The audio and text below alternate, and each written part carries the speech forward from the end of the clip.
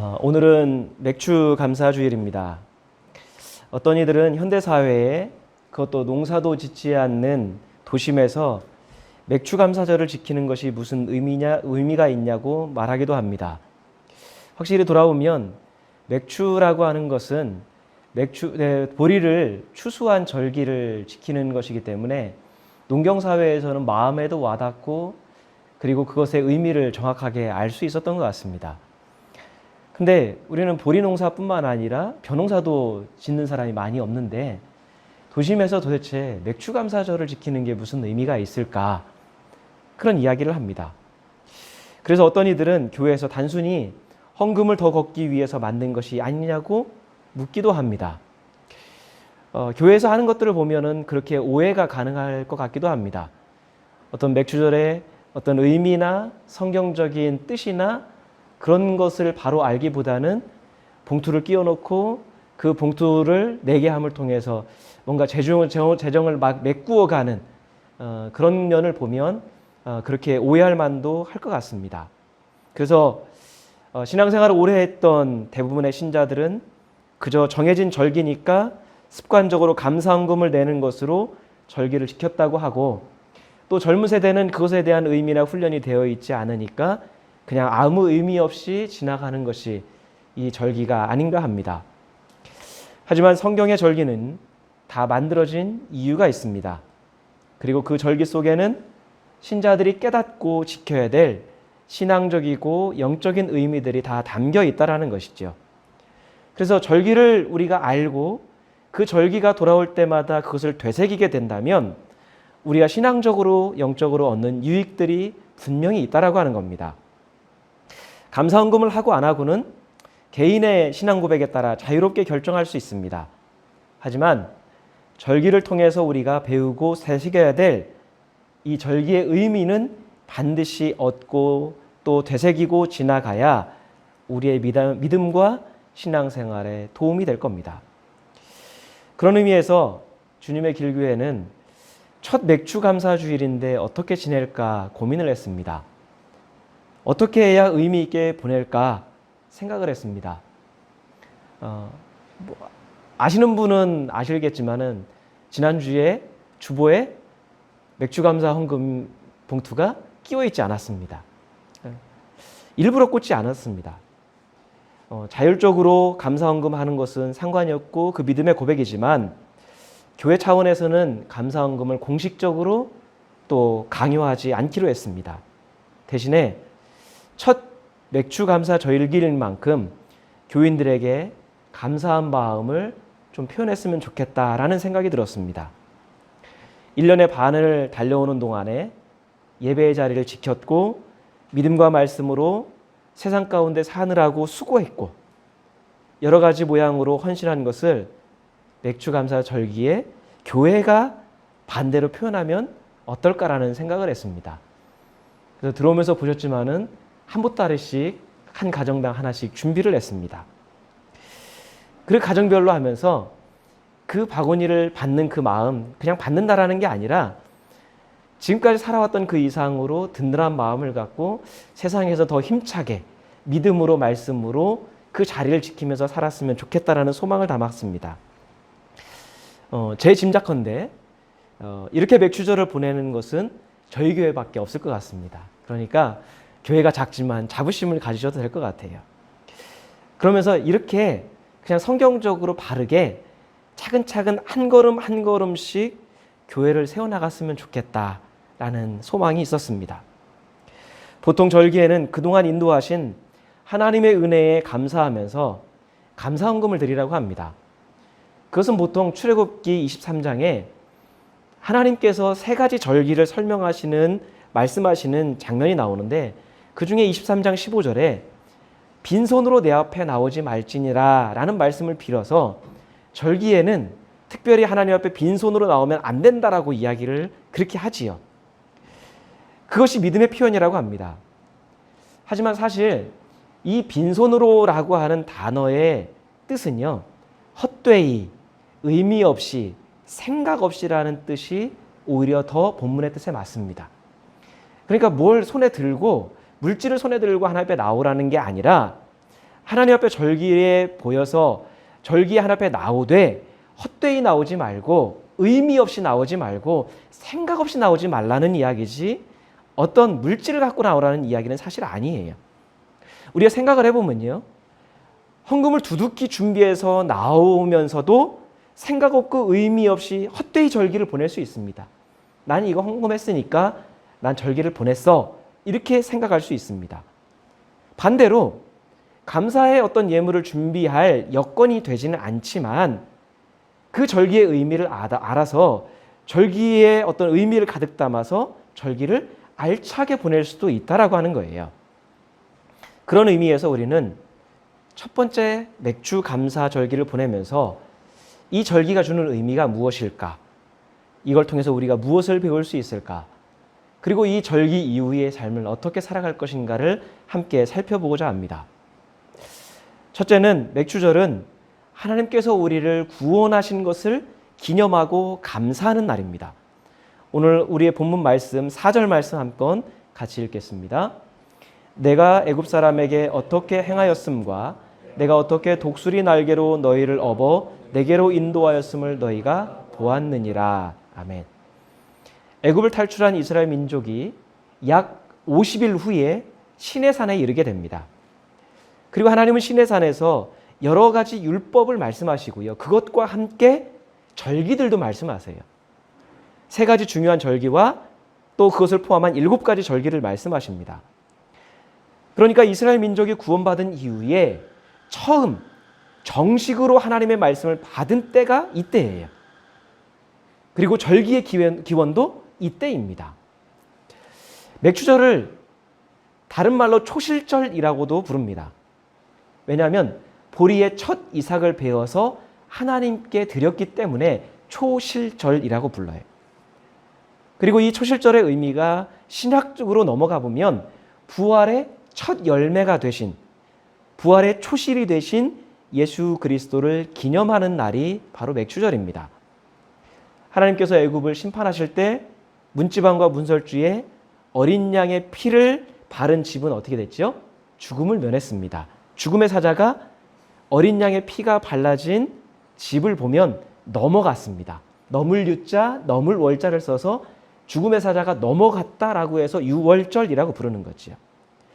자, 그런데 신약에서 예수님을 비유하고 지칭하는 많은 표현하는 말들이 있는데 그 중에 하나가 무엇이죠? 예수님을 유월절 어린 양에 비유합니다. 죽음의 천사가 유월절 어린 양의 피를 바른 집을 넘어갔던 것처럼 예수 그리스도의 십자가 대속의 피를 믿는 신자에게는 넘어가는 심판이 유보된다라고 하는 의미인 것이죠. 아무리 흉악한 죄인이라도 예수 그리스도의 피가 그 마음에 있고 그 마음에 믿음이 있으면 심판을 면하게 된다라는 거예요. 하나님의 거룩함과 율법의 기준으로 보면 그 누구도 어떤 한 사람도 용납받을 수 없지만 예수님의 대속의 피 때문에 넘어가시는 것이지요. 그래서 예수님께서 유월절에 어린 양이 되시는 거예요. 따라서 신자는 세상을 살면서 얻어야 될 수많은 것들 중에서 가장 값진 것을 소유한 사람들입니다. 우리가 세상을 살아가면서 얻을 수 있는 것이 수많은 것들이 있습니다. 우리가 얻고자 하는 것들도 있고요. 얻을 수 있는 것들도 있습니다. 그런데 세상의 것을 다 얻는다 할지라도 우리가 부러워 보이고 갖고 싶고 저것이 있으면 행복하다라고 생각하는 것들, 이런 일들이 이루어지면 내 삶이 좀 더 윤택해지고 나아질 거라고 하는 그런 모든 것을 우리가 다 얻는다 할지라도 만약에 우리가 죄와 사망의 법에서 구원을 받지 못했다라고 한다면 그 삶의 행복은 언제까지죠? 딱 육신의 생명이 살아있는 동안 딱 요거까지만 있는 거예요. 그리고 그것도 참된 행복이라고 볼 수 있을까요? 만약에 이것이 행복의 기준이라고 한다면 본인이 원하는 것을 얻고 본인의 소원이 이루어지는 사람은 행복해야 됩니다. 그런데 세상의 것을 다 얻은 것처럼 보여도 불안하고 공허한 것이 인간입니다. 반면에 어떤 사람은 세상의 것이 다 없어서 참 불행해 보인다. 스스로 그것을 바라보면서 참 불쌍하다라고 생각하는데, 그 사람은 반대로 세상의 것을 다 소유한 것처럼 평안하고 충만한, 그것도 인간이기 때문이에요. 결국에는 우리의 행복은 어디에 달려 있는 거죠? 세상의 것에 달려 있는 게 아니라는 거예요. 잠시 잠깐 동안에 어떤 만족은 줄 수 있고, 그것 때문에 잠시 잠깐 기분이 좋을 수 있는데, 시간이 지나면서 무엇인가 때문에 또 불만족스러워지고, 무엇인가 때문에 마음이 상하고, 다른 사람하고 비교해 보면서 자신을 초라하게 불쌍하게 여기는 게 인간이라는 거예요. 결국 우리가 인간적으로 육신적으로 얻고자 하는 그것을 통해서는 참된 행복이 우리에게 주어지지 않는다라는 거예요. 우리는 믿음이 좋을 때, 상태가 좋을 때는 그것을 알면서도 우리가 삶을 살아가면서 그 단순한 믿음의 사실을 잊고 살 때가 참 많이 있다라고 하는 거예요. 따라서 신자는 구원받은 감격을 늘 고백하며 살아갈 수 있어야 합니다. 내가 세상의 것이 없지만, 때로는 내 소원이 다 이루어진 것은 아니지만, 뭔가 남들에 비해서는 내가 주어진 게 없는 것처럼 보이지만 주님께서 나에게 주신 게 무언가, 그 중에서 나에게 주신 이 믿음, 나에게 주신 이 구원의 가치가 무엇인가, 이 의미가 무엇인가를 우리가 알고 묵상하고 제대로 깨닫는다라고 하면, 어떤 소유 때문에, 어떤 육신적으로 주어진 어떤 불만족스럽 때문에 우리가 불행하게까지 느끼지는 않는다라고 하는 거예요. 바로 절기가 우리가 잊고 있었던 이 구원의 순간, 그 감격을 다시 한번 되새기게 한다라고 하는 거예요. 단순하게 헌금하는 절기가 아니라 그걸 되새겨 보는 거예요. 내가 여기까지 어떻게 오게 되었는가?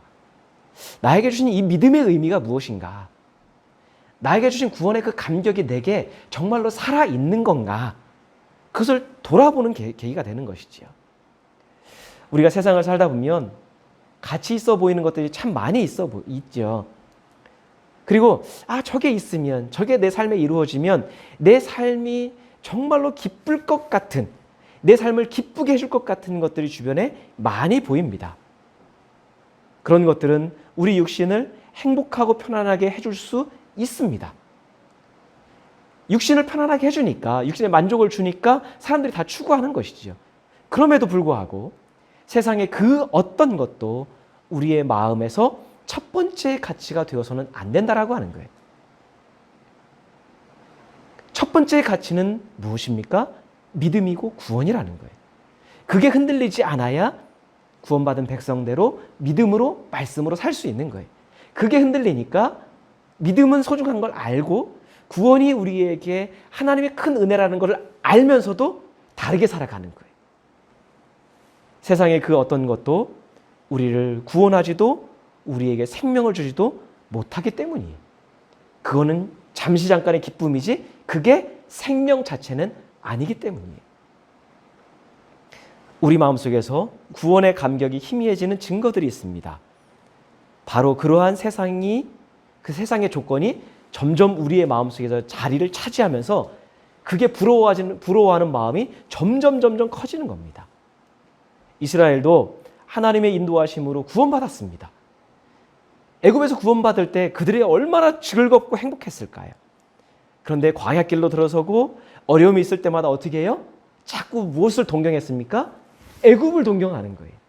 그냥 이 자체만 놓고 참 불편하다, 힘들다, 고통스럽다 그렇게 말하는 게 아니라, 거기서 그치는 게 아니라 어떻게 해요? 성경을 보면 자꾸 애굽을 그리워하는 거예요. 애굽에서는 이랬는데, 애굽에서는 이랬는데. 광야에서 뭔가 부족하고 불편함을 느낄 때마다 어떻게 해요? 애굽에 대한 그리움을 토로하는 거예요. 광야에는 없는 애굽의 그 집, 그 음식, 그 문화, 그 편안함을 그리워하는 거예요. 어떤 의미에서 보면 하나님은 그들이 불평한 그 자체 때문에, 그것 때문에 화나신 게 아니에요. 왜요? 인간은 약한지라 불평할 수 있어요. 고통스러워할 수 있고, 하나님 이게 불만족스럽다 얘기할 수 있어요. 근데 거기에서 그치는 게 아니라 어떻게 해요? 이 구원의 감격을 다 까먹고 어떻게 해요? 애굽이 좋았는데, 그 애굽 때가 좋았는데 자꾸 이야기하는 거예요. 애굽에서 그들이 자신이 얼마나 고통스러웠는지를 잊어버려요. 얼마나 고통스러웠는지 하나님께 부르짖고 호소했다라는 그 사실조차도 망각하게 되는 거예요. 심지어 차라리 그때 그 시절 노예 생활했던 게 이 광야에서 자유롭게 하나님의 백성으로 살아가는 것보다 낫다라고 이야기를 하는 거죠. 사실 우리가 세상에서 구원받은 신자로 살아가는 것이 늘 좋지는 않습니다. 만만치 않지요. 할 수 있는 것 다 하고 살면, 갖고 싶은 것 다 갖고 살면 진짜 얼마나 좋을까요? 목사인 저도 가끔 그런 것들이 되었으면 좋겠다는 생각이 들 때가 있어요. 왜요? 인간이니까요. 하지만 우리가 살다 보면 믿음 때문에 절제해야 될 일들이 많이 있습니다.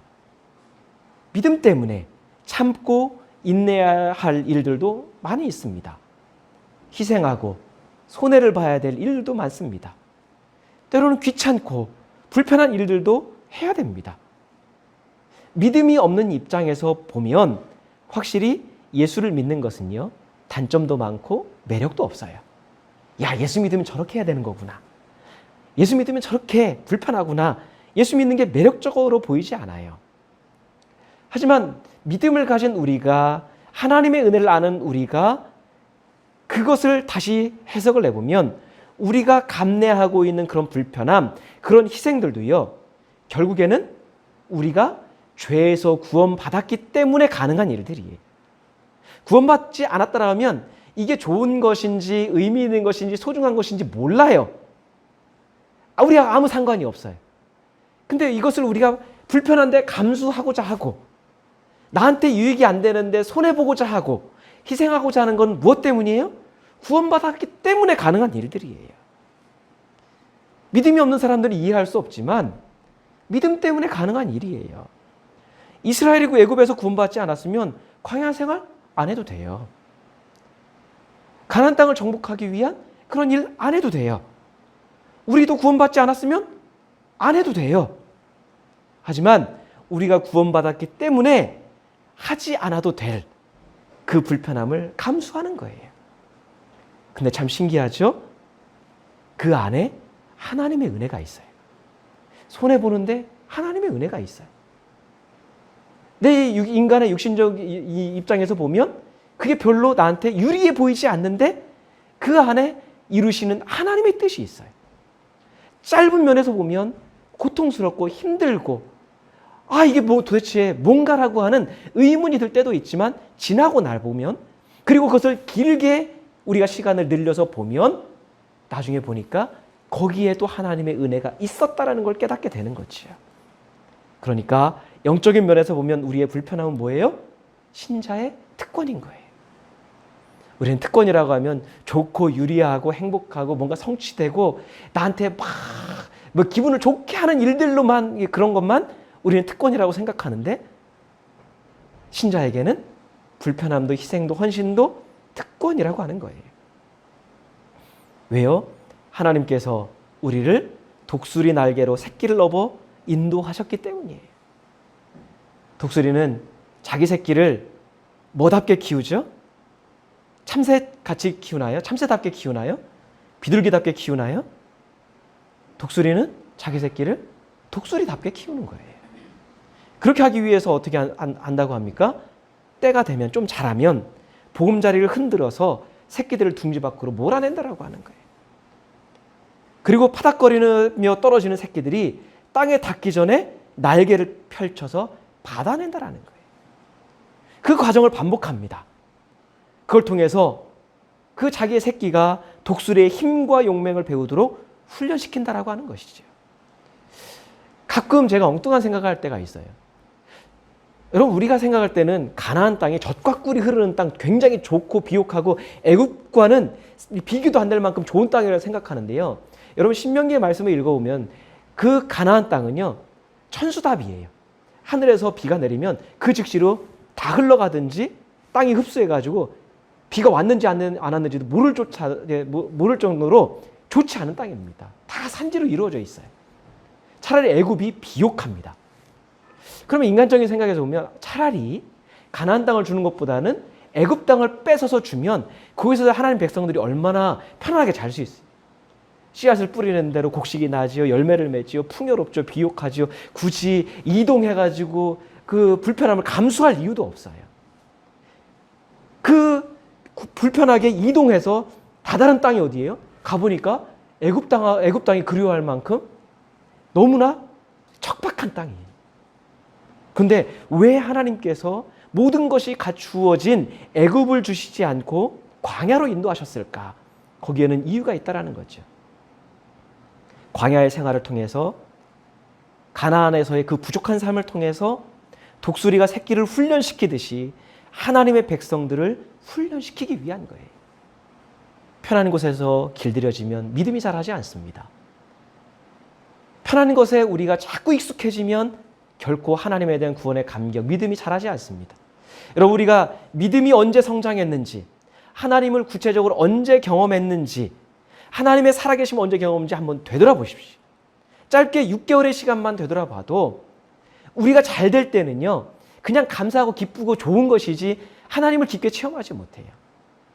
언제 하나님을 깊게 체험하죠? 믿음이 성장하죠? 고난을 통과했을 때, 고통을 이겼을 때, 어려움을 극복했을 때, 그때 우리의 믿음이 성장하는 거예요. 따라서 하나님은 때때로 우리에게 그러한 고난을 통과하게 하시는 거예요.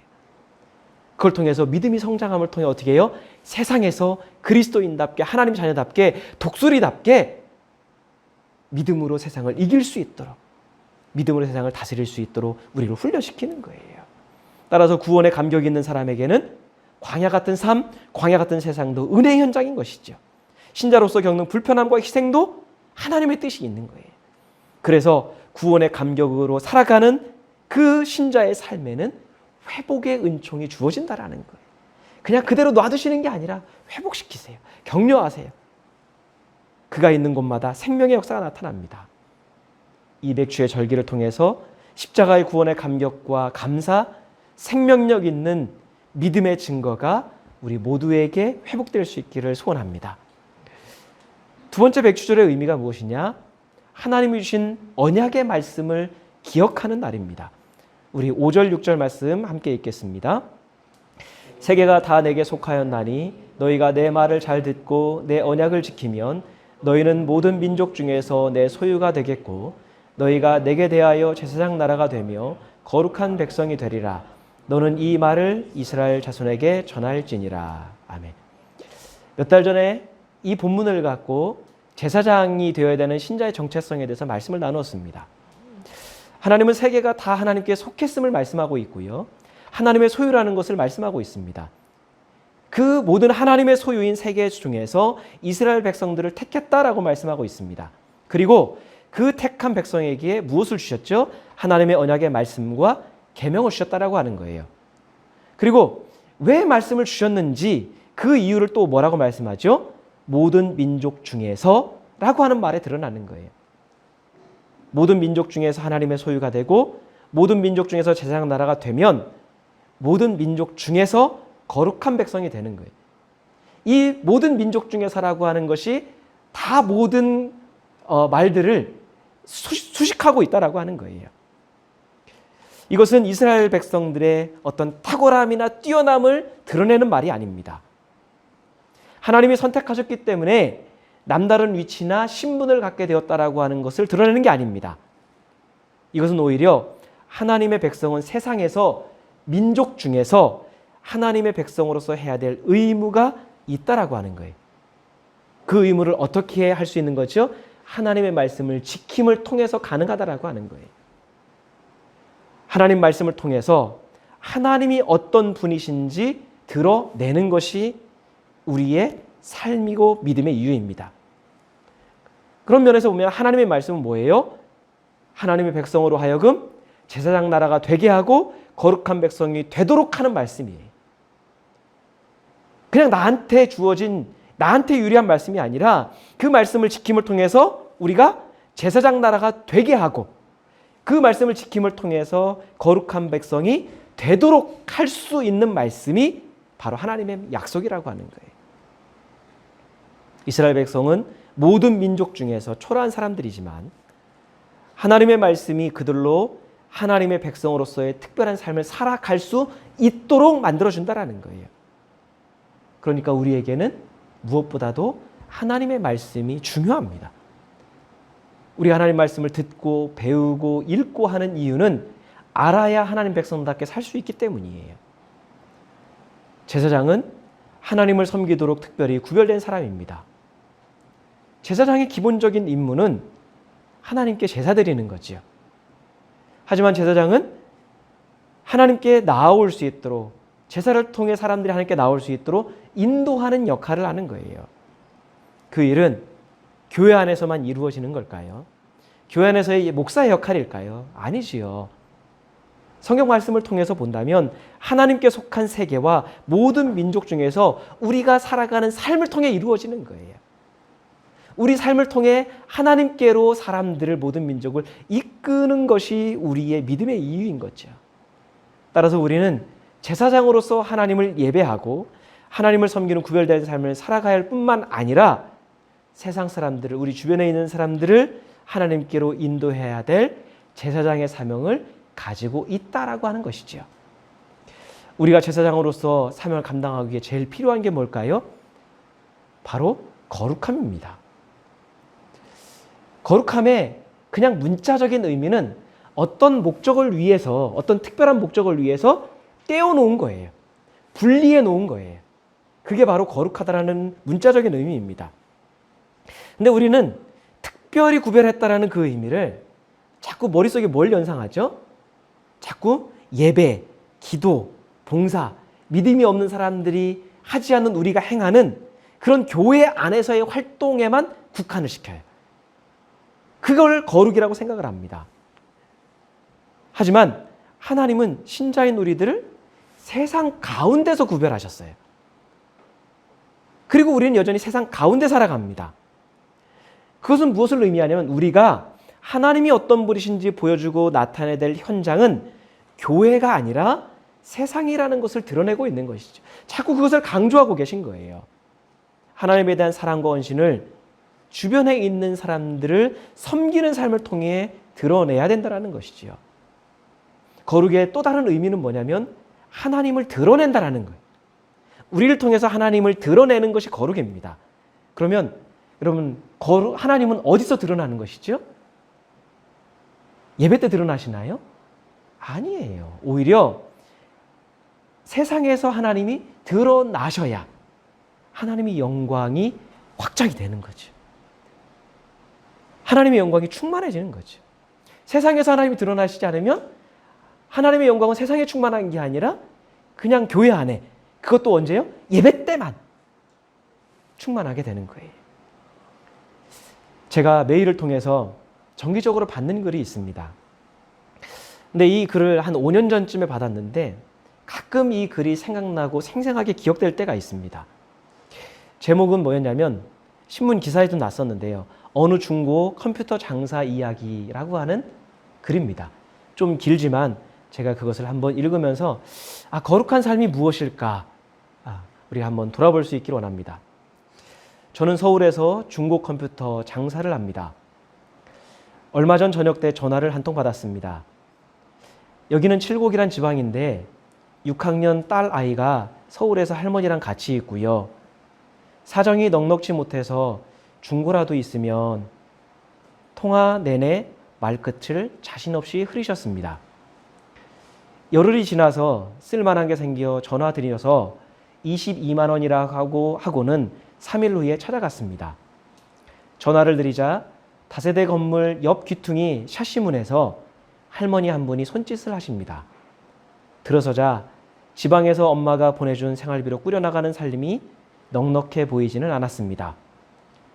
컴퓨터를 설치하고 테스트하고 있는데 밖에서 소리가 들리더니 컴퓨터야 라고 하면서 여자아이가 들어옵니다. 너 공부 잘하라고 엄마가 사준 거요. 학원 다녀와서 실컷해. 어여 갔다 와 라고 할머니가 말합니다. 설치가 끝나고 차를 몰고 골목을 지나 대로변에 들어섰는데 아까 그 아이가 정류장에 서 있습니다.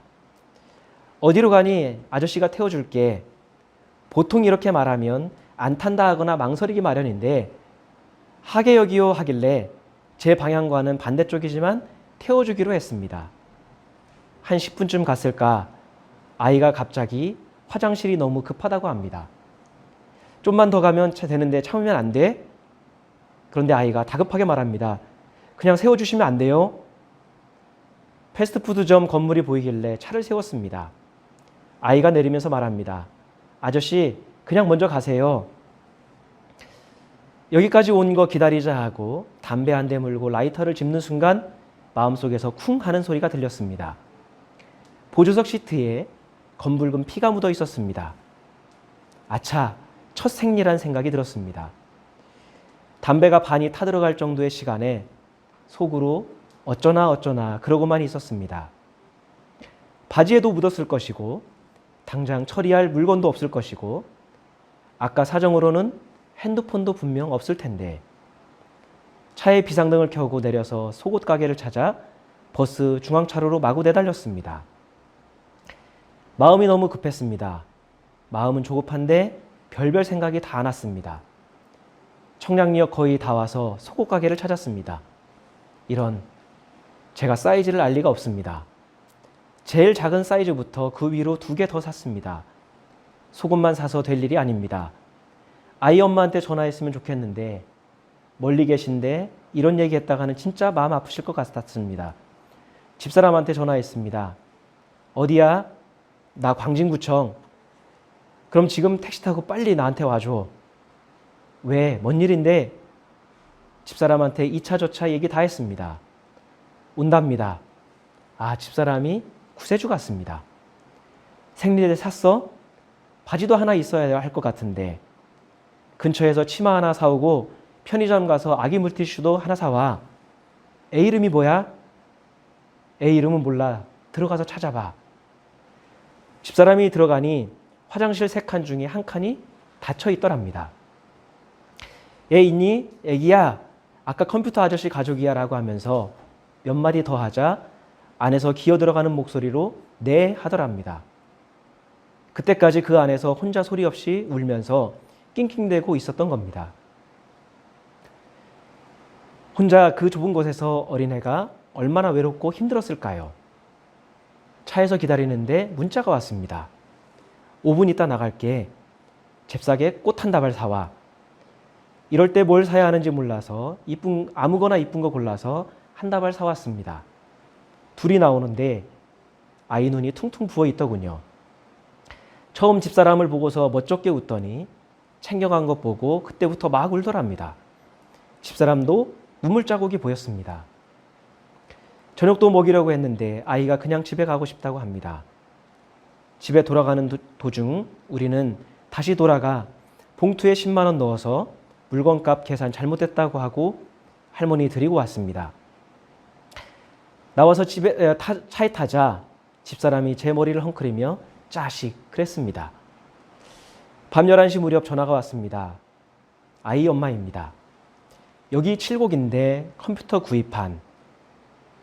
이 첫마디 빼고 계속 아무 말씀도 하지 않으셨습니다. 저 역시 말 걸지 않고 그냥 전화기를 귀에 대고만 있었습니다. 이 이야기를 읽으면서 제 마음에 그런 울림이 있었습니다. 야, 이것이야말로 거룩한 삶이 아닐까. 뭐 믿음이라는 이야기도 없고요. 뭐 신앙적인 이야기도 없고요. 뭐 아무것도 없어요. 근데 이 이야기를 읽으면서 결론적으로 내렸던 생각이 뭐냐면 이런 게 거룩한 삶인데 라는 생각을 내내했습니다. 이것이 거룩한 일이고 거룩한 백성들이 마땅히 감당해야 할 거룩한 사명이라는 것이죠. 하나님께서 우리를 부르시고 우리에게 믿음을 주셔서 이 세상에 우리를 심으셨을 때는 이러한 일들을 감당하라고 하시는 겁니다. 지난주에는 코로나로 인해 일자리를 잃은 일용직 노동자가 너무 배가 고픈 나머지 5,000원어치 구운 계란 18개 훔쳤다가 재판에 넘겨졌는데 1년 6개월의 실형을 받았습니다. 일명 코로나 장발장으로 불린 이 사건의 기사를 읽으면서 내내 마음이 편치 않았습니다. 도대체 교회가 나아가야 될 길, 신자가 세상 가운데서 무엇을 위해 살아가야 할지를 계속 생각하게 만들었습니다. 하나님의 백성은 내 이익과 편익에 몰두하지 않습니다. 하나님의 사랑을 전하고 하나님의 사랑으로 사람들을 섬겨야 하는 것이 우리에게 하나님께서 믿음을 주신 이유입니다. 거룩한 종교 행위가 아니라 거룩한 삶을 삶 속에서 한 걸음 한 걸음 살아가야 되는 것이죠. 이 맥주의 절기를 지내면서 우리에게 주신 거룩한 신분에 맞는 거룩한 사명이 무엇일까? 우리는 거룩한 백성으로서 어떤 구별된 일을 할 수 있을까? 깊게 생각해 보고 우리가 그렇게 살아가는 것을 소망하며 실제적으로 그런 작은 일을 실천할 수 있는 우리가 될 수 있기를 원합니다. 마지막으로 맥주절은 성령의 인도하심에 대한 소망을 회복하는 절기입니다.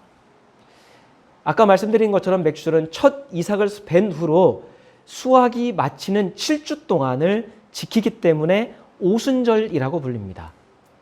근데 사도행전 2장에 보면 오순절에 성령 강림 사건을 기록하고 있지요. 맥주절에 성령께서 임하셨고 성령의 임재로 말미암아 탄생하게 된 게 뭡니까? 바로 교회예요.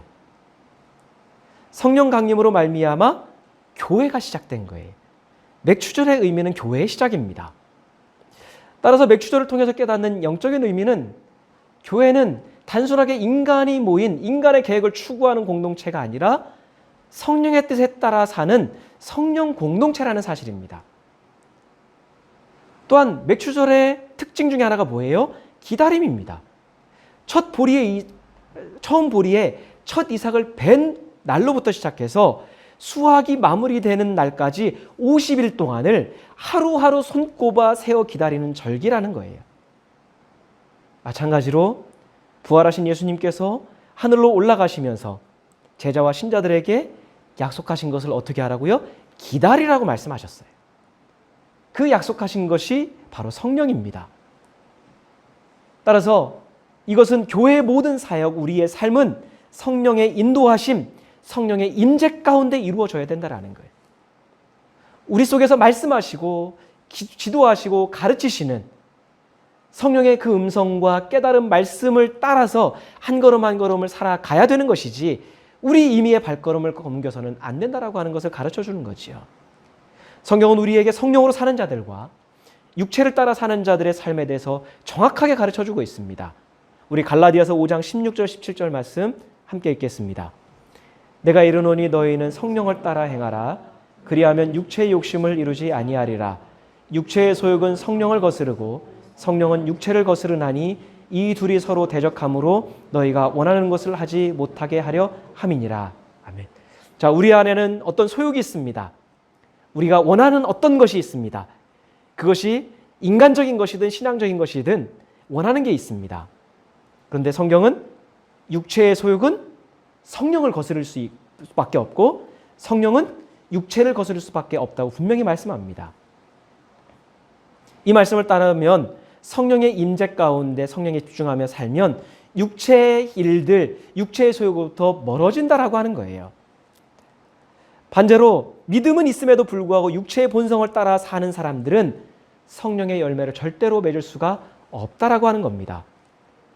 근데 이게 누구를 향해 하신 말씀입니까? 우리는 보통 이 말씀을 읽으면 이분법적으로 생각해요. 육체의 소욕을 따라 사는 사람은 믿음이 없는 사람, 그리고 성령을 따라 사는 사람은 믿는 우리들, 보통 이분법적으로 생각합니다.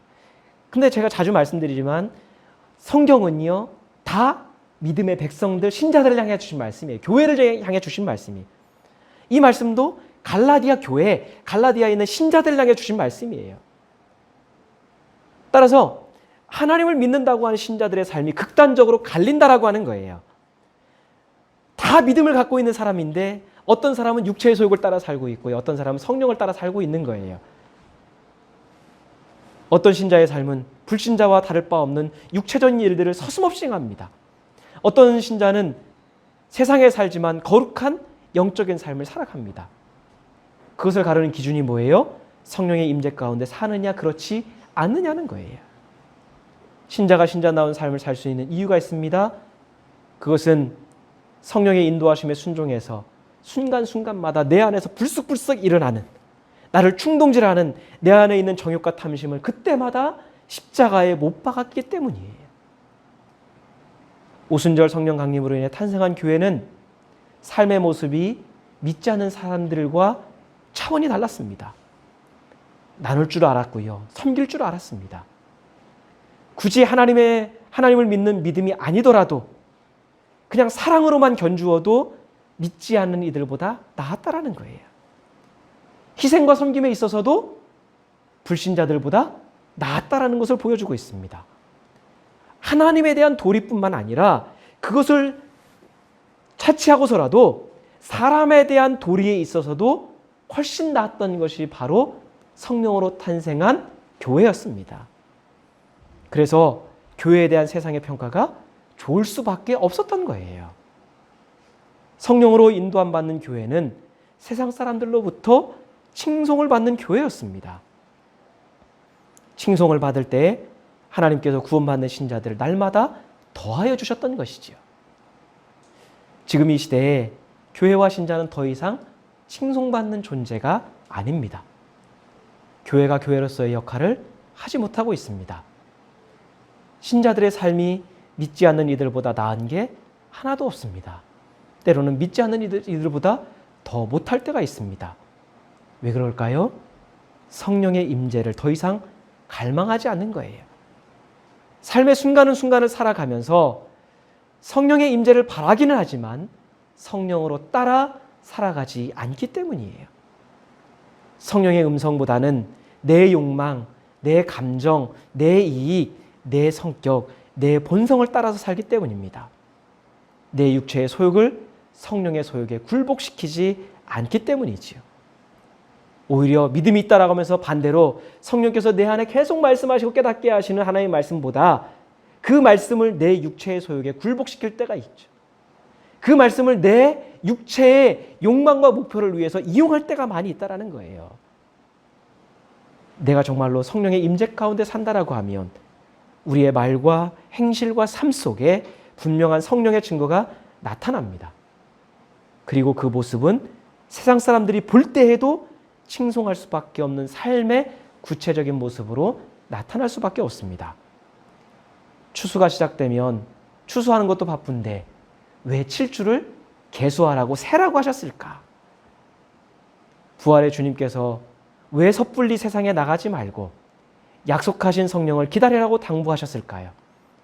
그것은 성령의 인도하심이 없이는 교회가 교회다울 수 없고 신자가 신자다울 수 없기 때문입니다.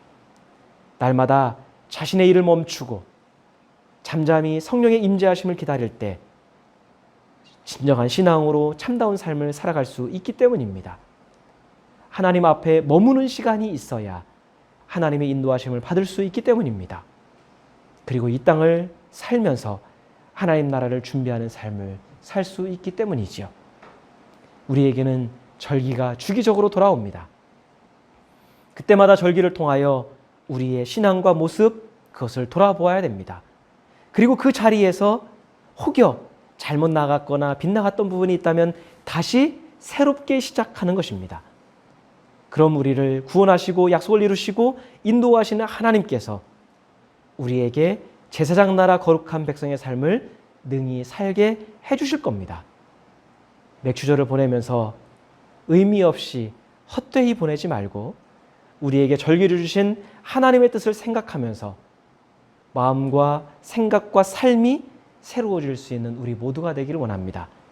믿음으로 살아온 전반기 이상으로 세상 한복판에서 거룩한 삶을 살아낼 수 있는 후반기가 되는 우리 주님의 길교의 모든 교우들이 될 수 있기를 간절히 소망합니다.